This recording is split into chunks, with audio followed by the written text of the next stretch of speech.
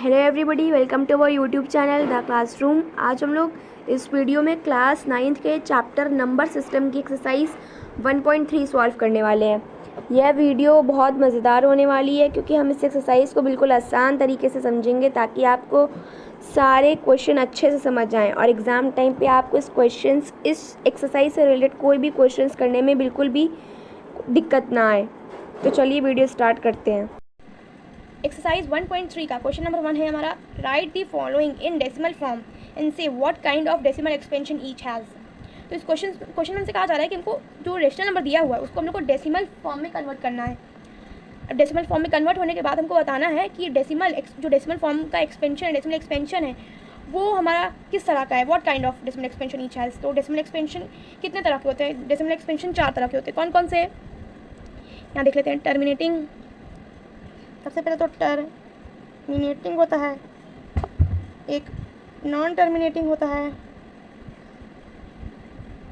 एक रिकरिंग होता है और एक नॉन रिकरिंग होता है।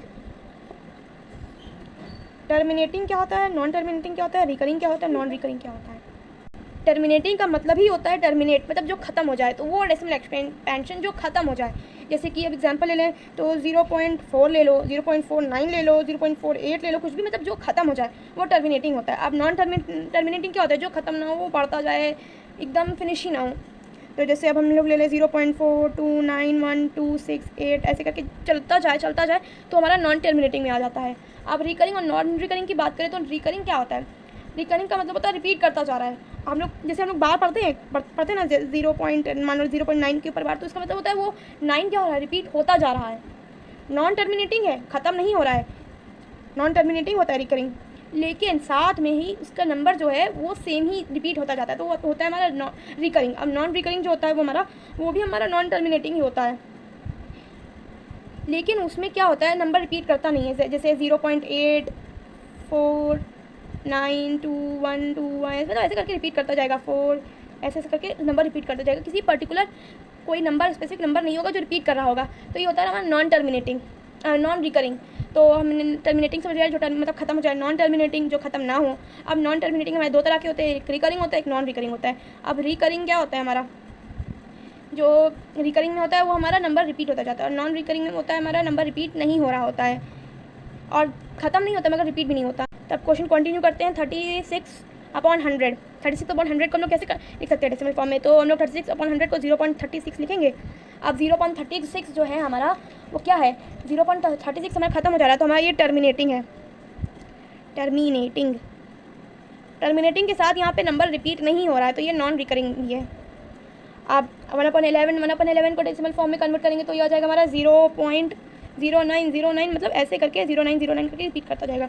तो अब हम बार लगा के लिखेंगे इसको, तो 0.09 0 और 9 के ऊपर बार आ जाएगा। तो अब हम इसको क्या लिखेंगे? ये नॉन टर्मिनेटिंग है सबसे पहले, तो ये नॉन टर्मिनेटिंग और साथ में नॉन रिकरिंग भी है, क्योंकि मतलब रिकरिंग है क्योंकि ये रिपीट करता जा रहा है।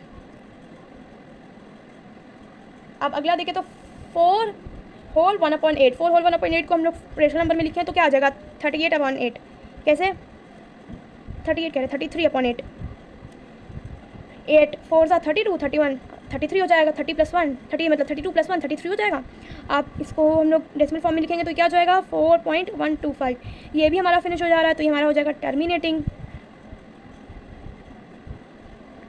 साथ में नॉन रिकरिंग भी है क्योंकि रिपीट नहीं हो रहा। आप 3/13 को लिखें तो 3/13 0.23076923 ऐसे करके रिपीट करता जाएगा, तो ये हो जाएगा हमारा नॉन टर्मिनेटिंग होगा। और ख़त्म तो हो नहीं रहा, तो ये नॉन टर्मिनेटिंग और साथ में नंबर भी रिपीट नहीं हो रहा, तो नॉन रिकरिंग। अब अगला है हमारा 2/11 को हम लोग किस तरह लिख सकते हैं? लिखेंगे डेसिमल में तो 0.181818 करके आ जाएगा। जब हम लोग डिवाइड करेंगे तो 0.181818 आएगा इस तरह से। तो हम लोग 0.18 पे बात कर सकते हैं। अब ये हमारा 18 रिपीट होता जा रहा है, तो ये नॉन टर्मिनेटिंग हो जाएगा, नॉन टर्मिनेटिंग, साथ में ये रिकरिंग है क्योंकि रिपीट हो रहा है, रिकरिंग। आप 329/400, तो इसमें क्या है हमारा? इसको जब डेसिमल में कन्वर्ट करेंगे तो डिवाइड करेंगे तो क्या आएगा? 0.8225 0.8225 आएगा। अब देखें तो ये नंबर हमारा टर्मिनेट हो जा रहा है, ख़त्म हो जा रहा है, तो ये हो जाएगा टर्मिनेटिंग और साथ में ये रिपीट भी नहीं हो रहा है हमारा, तो ये हो जाएगा नॉन रिकरिंग। तो फर्स्ट क्वेश्चन हमारा फिनिश हो जाता है। अब नेक्स्ट क्वेश्चन पे आते हैं। तो क्वेश्चन नंबर 2 है हमारा, you know that 1/7 equal 0.1428857 bar. Can you predict what the decimal expansion 2/7, 3/7, 4/7, 5/7 are without actual doing the long division, if so how. तो क्वेश्चन हमसे कह रहा है कि हमको 1/7 की वैल्यू दे दी गई है डेसिमल एक्सपेंशन में। अब हमको क्या करना है, इसमें 2/7, 3/7, 4/7 और 5/7 की वैल्यूज़ निकालनी है विदाउट एक्चुअल डिवीजन। तो ये किस तरह से हम वैल्यूज़ निकालेंगे बिना एक्चुअल डिवाइड किए। क्वेश्चन हमको हिंट दिया हुआ है, लेकिन हमको हिंट से कुछ करना नहीं, क्योंकि पेपर में हिंट हमारे नहीं दिया जाता, तो हम लोग बिना हिंट के ही क्वेश्चन सॉल्व करेंगे। तो इसमें हम क्या देख सकते हैं कि 1/7 की वैल्यू दी हुई है। 2/7 की वैल्यू हम किस तरह से निकालेंगे, तो सॉल्व करते हैं। तो सॉल्यूशन 2/7 को हम लोग किस तरह लिख सकते हैं। 2/7 को हम लोग 2 × 1/7 लिख सकते हैं। 2 × 1/7 ही तो होता है 2/7। तो अब हम लोग 2/7 को इस तरह से भी तो लिख सकते हैं। 1/7 की वैल्यू हम रख देते हैं, 2 × 1/7 की वैल्यू हम रख देते हैं। 1/7 की वैल्यू है 0.1428857 बार। अब इसको हम लोग मल्टीप्लाई कर लेते हैं। तो मल्टीप्लाई करेंगे तो क्या आएगा हमारा आंसर। इसको सिंपली ऐसे ही मल्टीप्लाई करना है। 0.1428857 को 2 से मल्टीप्लाई करेंगे तो जगह 4 1 कैरी, 11 का 1 1 कैरी, 16 77 1 कैरी, 15 14 55 1 कैरी, 7 1 कैरी, 8 और ये 2 हो जाएगा 2 0 पॉइंट। तो ये हो जाएगा हमारा 0.285714 और ये पूरे पे बार, क्योंकि इस पे पूरे पे बार था। अब यहाँ पे भी ऐसी पूरे पे बार आ जाएगा। तो इसी तरह हमको इसको मल्टीप्लाई कर देना, कुछ अलग नहीं है।